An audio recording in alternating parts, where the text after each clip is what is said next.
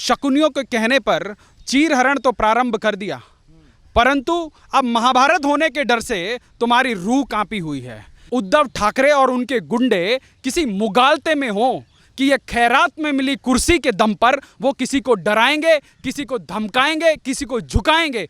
तो मैं तुम्हें बता दूं कि ये जो मुंबई है, जो महाराष्ट्र है, ये किसी के बाप की जागीर नहीं है। जो महाराष्ट्र मुंबई में जो कार्रवाई हुई बीएमसी के द्वारा, ये अब हाई कोर्ट ने भी इस पर कह दिया कि जो कार्रवाई हुई है वो गलत है। तो इसे शिवसेना की गुंडागर्दी ना कहे तो और क्या कहें?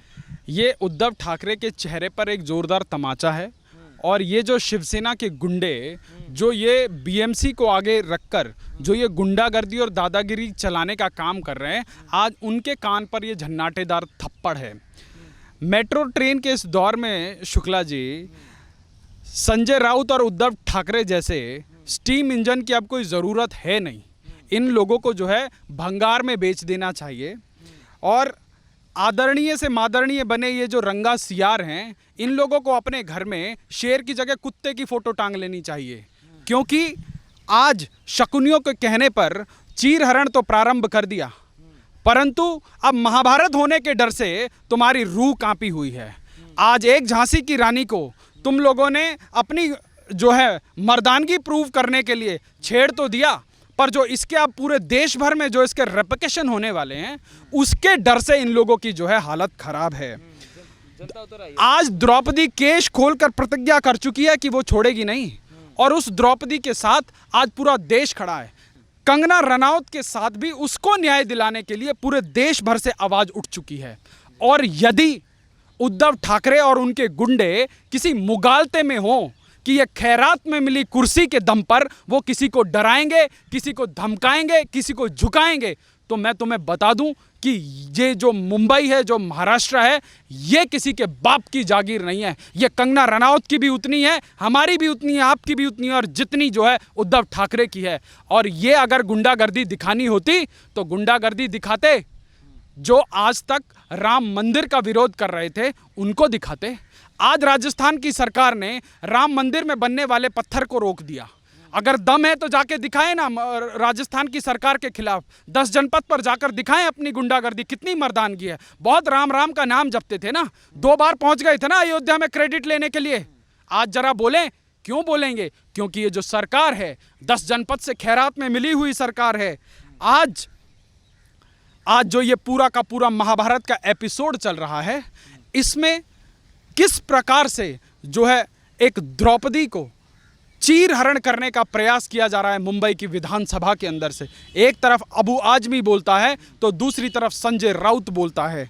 परंतु आज निर्मोही कृष्ण ने भी भीम को गदा उठाकर तैयार रहने के लिए बोल दिया है। और आज आपकी और हमारी जिम्मेवारी बनती है कि हम इन लोगों को एक्सपोज करते रहें, क्योंकि सबसे तेज चलने वाले चैनल ने तो अपनी जागीर को, अपने ज़मीर को बेच दिया। पता नहीं कितने 100 करोड़ में वो सौदा करके आया है, और वो जो है रिया चक्रवर्ती से लेकर सब लोगों को बचाने के लिए प्रायोजित इंटरव्यू करता फिर रहा है।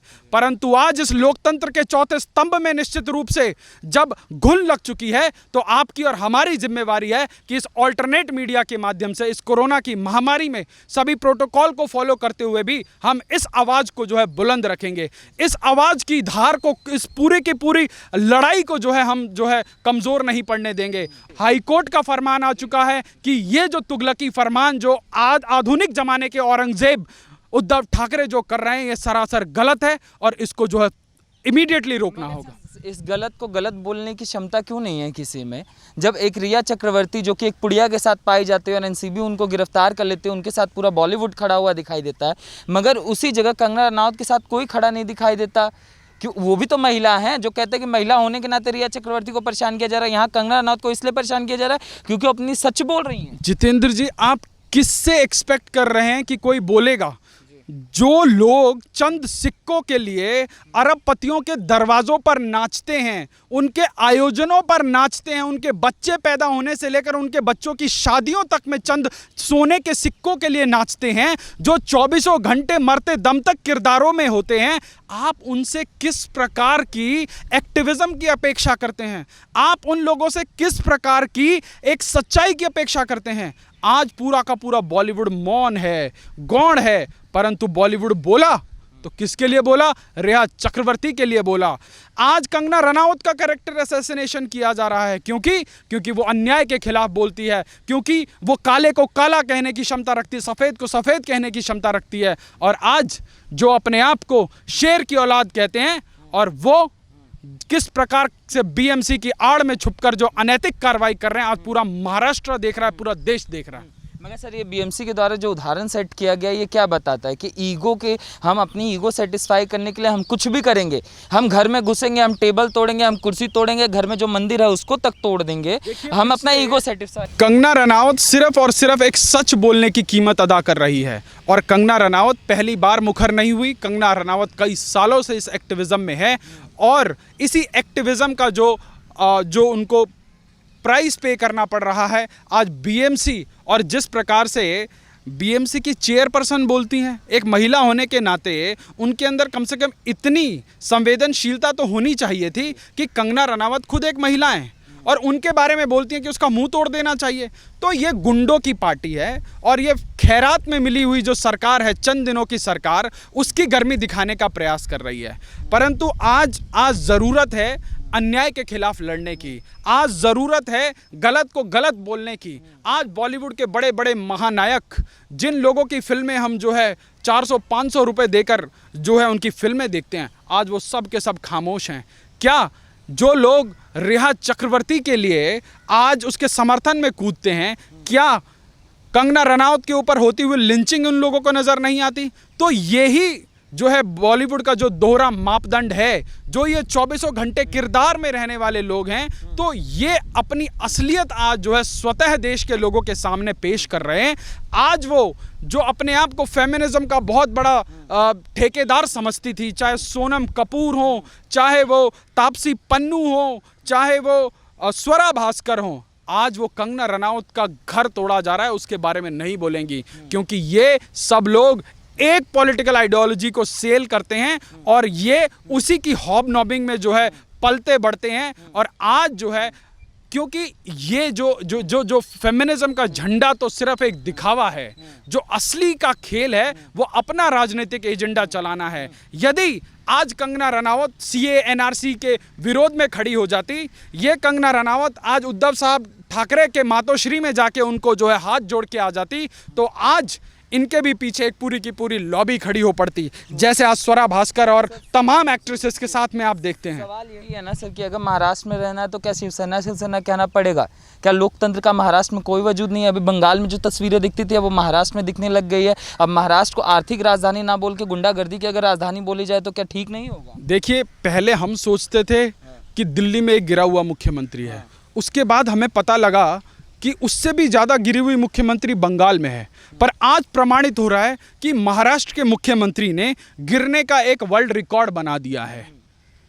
आज महाराष्ट्र के अंदर कोविड के केस इतनी तेज़ी से बढ़ रहे हैं जितनी तेज़ी से जो है वुहान में भी नहीं बढ़े होंगे। परंतु आज बीएमसी की प्रायोरिटीज़ देखिए, अभी बरसात होके गई, पूरा का पूरा मुंबई जलमग्न था। आज आप जिस डेमोक्रेसी की बात कर रहे हैं, आज वो डेमोक्रेसी मुंबई के किसी गड्ढे में तैर रहा होगा, क्योंकि आज बीएमसी ने सारी की सारी लोकतंत्र की मर्यादाएं तार तार कर दी हैं। शिवसेना ने सारी की सारी लोकतंत्र की मर्यादाएं तार तार कर दी हैं। एनसीपी ने सारी की सारी लोकतंत्र की मर्यादाएं तार तार कर दी हैं। और कांग्रेस बैठ के मजे ले रही है। कांग्रेस देख रही है कि मुझे कहाँ फ़ायदा हो रहा है, कहाँ नुकसान हो रहा है, तो वो उस हिसाब से बड़े कैलकुलेटिव मूव्स ले रही है। तो ये जो राजनीति का सर्कस, जो लोकतंत्र का जो उपहास आज महाराष्ट्र में उड़ाया जा रहा है, जो मुंबई में उड़ाया जा रहा है, यदि जितनी तेजी आज कंगना रनावत के ऊपर कार्रवाई करने की महाराष्ट्र की सरकार और बीएमसी दिखा रही है, अगर इतनी ही तेजी कोविड से लड़ने के लिए दिखा दी होती, दिशा सालियान के हत्यारों को पकड़ने के लिए दिखा दी होती, सुशांत सिंह राजपूत के हत्यारों को पकड़ने के लिए दिखा दी होती, तो निश्चित रूप से इस देश के लोगों का लोकतंत्र और सत्ता के प्रति जो है विश्वास बढ़ता। परंतु आज जिस प्रकार से सुप्रीम कोर्ट की टिप्पणी मुंबई पुलिस और महाराष्ट्र की सरकार के लिए आई, तो जनता पहले ही बहुत मर्माहत थी और आज जनता समझ रही है कि वहाँ की सरकार किस प्रकार से बॉलीवुड गैंग, जो बॉलीवुड का माफिया है, जो ड्रग्स माफिया है और जो पूरा का पूरा ये कार्टेल चलाने वाला माफिया, उसके हाथों बिक गई है।